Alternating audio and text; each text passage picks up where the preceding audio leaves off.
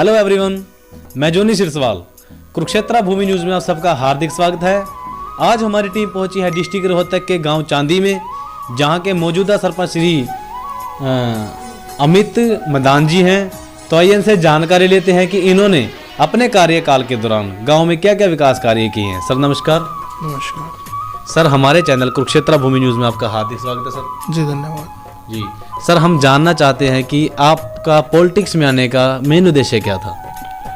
जो मेरे गांव के गरीब हैं जी उनका उत्थान करना, मतलब कुल मिला के मुझे सेवा करने से मतलब था, इसलिए मुझे पॉलिटिक्स में आना पड़ा। जी, तो सर आपने अपने कार्यकाल के दौरान क्या क्या विकास कार्य गांव के लिए किए। गांव में कुछ ऐसे काम थे जो अब तक हुए ही नहीं थे। जी जहां गंद पड़ा हुआ था काफ़ी साल से, जी लोगों ने कब्जा किया हुआ था, उसको हटवा के पार्क बनाने का काम किया है। जी जो वाल्मीकि चौपाल थी जी वो बिल्कुल खंडर हुई थी, जी उसका पुनर्निर्माण करवाने का काम किया है। जी और जो गंदे पानी की निकासी थी उसको सही तरीके से बाहर निकालने का काम किया। गांव में कहीं भी गंदगी देखने को नहीं मिलेगी। जी। और इसके अलावा सर आपने गांव के लिए क्या क्या विकास कार्य किए और इससे हटकर। और जो गरीब लोग थे जी उनके लिए, जिनको ज़रूरत थी, उनके लिए बीपीएल कार्ड बनवाने का काम किया है। जी जो वाकई में ही ज़रूरतमंद थे उनके लिए, जी जिनको ज़रूरत नहीं थी, उनका कटवाने का काम भी किया है। जी। सर गांव की पॉपुलेशन कितनी है सर आपकी। लगभग 5,000 के करीब, जी। और सर वोटिंग बैलेंस 2200 के करीब। जी। तो सर जिस टाइम आपने 2016 में इलेक्शन लड़ा तो कितने आपके और जो अगेंस्ट थी वो कितने कैंडिडेट थे। 2 कैंडिडेट थे। तो सर आपने कितनी वोटों से जीत हासिल की। 180। 180। तो आज के टाइम में पूरे जो आपका जो एंडिंग चल रहा है फिलहाल, जो सरपंची की जो टाइमिंग है वो टाइम पीरियड पूरा हो चुका है, तो सर कुछ ऐसे कार्य जो आप करना चाहते थे गांव के लिए और वो अभी पेंडिंग पड़े हैं।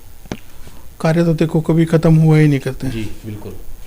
विकास कार्य तो जितने मर्जी, आज भी शुरू में भी ऐसे लग रहा था जैसे कि बहुत कुछ हो जाए, लेकिन अब भी इतने ही कार्य कि बहुत कुछ करने की इच्छा थी, लेकिन अब समय नहीं है। अब आगे देखो क्या होगा। जी।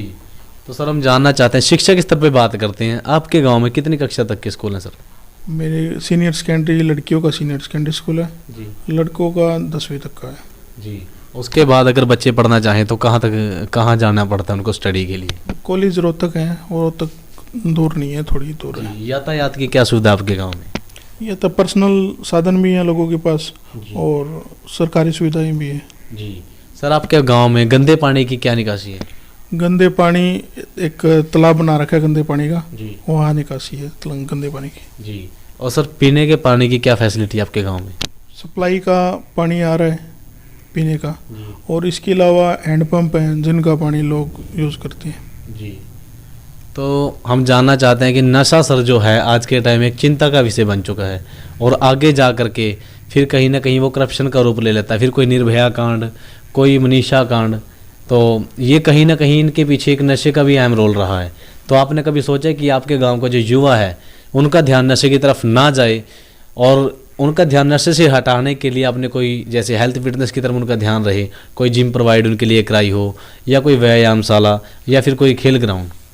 मेरे गांव में खेलने के लिए लोगों का उत्साह पहले ही बच्चों का रहा है। व्यायामशाला है जहां बच्चे सुबह शाम एक्सरसाइज करने के लिए जाते हैं। जी और मेरे गांव में रेसलिंग का मनीष पहलवान है जो गोल्ड मेडलिस्ट पे है। जी। और सर हम जानना चाहते हैं कि आपके गांव की मेन समस्या क्या है आपके गांव की। गंदे पानी की निकासी थी जो लगभग अब दूर ही हो चुकी है। जी। और सर हम जानना चाहते हैं कि आप के गांव में जो ग्रांटें आती हैं हरियाणा सरकार की तरफ से, वो टोटल कितनी आ चुकी हैं और कहाँ कहाँ पे इसको यूज़ किया गया।